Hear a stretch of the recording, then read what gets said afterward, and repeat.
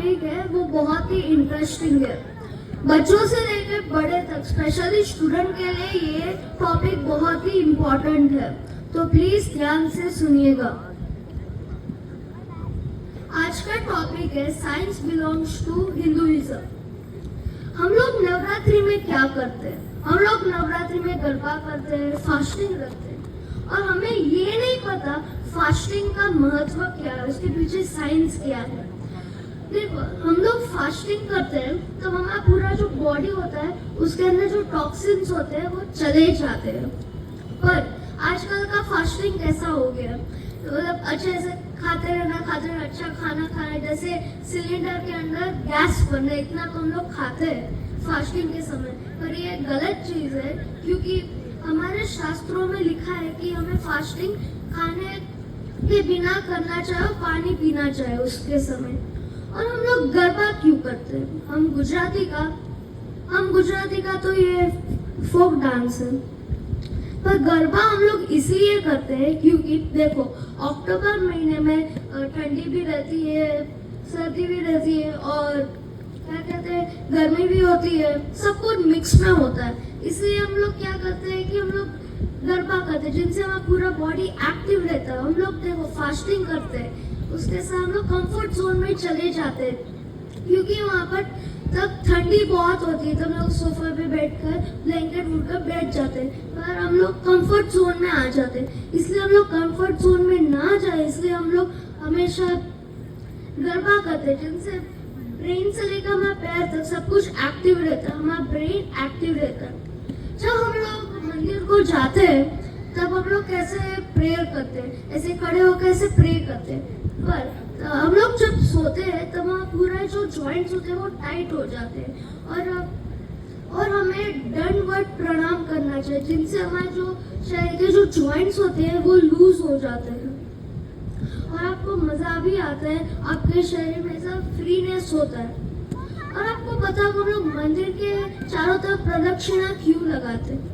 क्योंकि आपको पता होगा सन जो है वो मिडल में आता है, और जो सारे ग्रह होते हैं उसके अराउंड हमेशा रोटेशन करते हैं। वैसे ही हम लोग भी मंदिर के चारों तरफ रोटेट करते हैं। और कुछ साउथ इंडियन मंदिर्स में आपको पता होगा कि वहाँ पर ग्रह को भी पूजा करते हैं। आपने सुना कभी पितृ महीना गया होगा? पितृ महीना में क्या होता है, हम जो हमारे जो एंसेस्टर्स होते हैं, जो चल बसे, उनके लिए हम लोग खीर और खाना बनाते हैं, जिनसे वो हमारे एंसेस्टर कौवे के रूप में आके वो खाते हैं। मैं रिसेंटली रील स्क्रॉल कर रहा था, तब मैंने एक वीडियो देखा। एक वुमन थी, वो कौवे को बर्गर और पिज्जा खिला रही थी। उनको ये लगा कि हमारे दादाजी को पिज्जा बर्गर खाना बहुत पसंद था। ये एक्चुअली में एक बुरी चीज है। क्या करना चाहिए, हम लोग खीर बनाते हैं और कौवे को खिलाते हैं, और कौवे जब खाते हैं तब उनका बॉडी में डिटॉक्स होता है और वो लिटरिंग करते हैं, और उस लिटरिंग से पीपल का पेड़ बनता है, और उसी पेड़ से हम लोग यज्ञ और पूजा करते हैं, उसके लकड़ी से। और जब धुआं होता है तो हमारे घर में धुआं आता है, तब सारे बैक्टीरिया जो सब कुछ चले जाते हैं। और आपको पता होगा जब हम लोग पूजा करते हैं तब हम लोग ये धागा पहनते हैं। उस धागे के पीछे बहुत बड़ा महत्व है, क्योंकि उस धागे को पहनने से क्या होता है कि हमारा ब्लड सर्कुलेशन इंक्रीज होता है, और हमारा हार्ट का जो ब्लड सर्कुलेशन वो स्पेशली वो इंक्रीज होता है।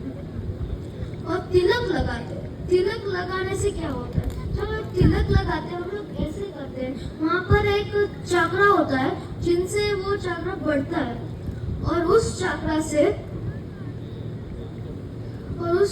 हमें बहुत ज्यादा बेनिफिशियल होता है, और हमारे जो न्यूरॉन्स वो हमेशा एक्टिवेट रहते हैं, हमारे वेन्स भी और ब्लड सर्कुलेशन भी अच्छा होता है। और क्या होता है, अभी हम लोग सारे लोग मेकअप लगाते हैं, अभी नवरात्रि में सारे लेडीज आती है वो हमेशा मेकअप लगाती है, और उससे ज्यादा बेहतर है तिलक लगाओ। जिन तिलक से क्या होता है, हमारा जो नेचुरल ग्लो आता है हमारे स्किन पर। हम लोग क्या करते हैं कि केमिकल्स डालते हैं, हमारे बुजुर्ग भी यही कहते हैं। और क्या होता है कि शंख बजाने से क्या होता है, मेरे घर में मेरे पापा हमेशा शंख बजाते हैं, और संग बनाने से क्या होता है, हमारे घर के जो बैक्टीरियाज होते हैं वो चले जाते हैं और जर्म्स भी चले जाते हैं। देखो अभी के समय सारे इंडियंस क्या करते हैं, हायर स्टडीज के लिए वो फॉरेन जाते हैं, पर वो वेस्टर्न कंट्रीज ही हमारे कल्चर को फॉलो कर रही है।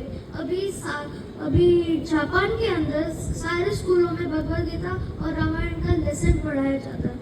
और अब बात करें इंडोनेशिया की। इंडोनेशिया के एयरपोर्ट से आप जब बाहर निकलोगे, माँ सरस्वती की बहुत बड़ी मूर्ति होगी वहाँ पर। और जैसे आपको पता है, जब रामायण का नाटक अभी भी हमारे भारत देश के गाँव में करते हैं, वैसे ही इंडोनेशिया में भी यही नाटक करते हैं। और हमें हमेशा अपने एंसेस्टर्स के ऊपर बहुत ही गर्व होना चाहिए।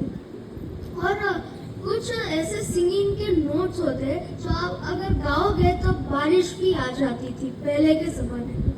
और आपको पता होगा कि अभी के ज़माने में बहुत सारे रॉकेट्स, एरोप्लेन्स, जेट सब कुछ बनते हैं, पर पहले के ज़माने में रावण के पास पुष्पक विमान था।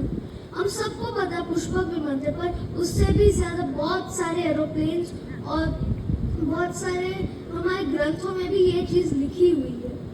हम सबको पता है, आर्किटेक्ट की बात करें, जब हम लोग मंदिर बनाते, मंदिर तो बन गया चलो समझते हैं, पर उस स्ट्रक्चर के अंदर भी और एक मूर्ति होती है जो हमारे रियल लाइफ इंसिडेंट्स को दिखाती है, जैसे कि कोणार्क मंदिर जो ओडिशा में आया है। और सबसे बड़े आर्किटेक्ट है विश्वकर्मा। उन्होंने पानी के अंदर ही द्वारका बना डाला था। और अभी के ज़माने में क्या है कि मालदीव्स में अलग अलग आइलैंड्स में रिसोर्ट्स बनाते हैं। उससे पहले ही द्वारका जो पानी होता है, उस पानी में ही द्वारका सिटी बना डाला था। तो हमें अपने भारत देश के ऊपर गर्व होना चाहिए। बोलो श्री अम्बे माता की जय।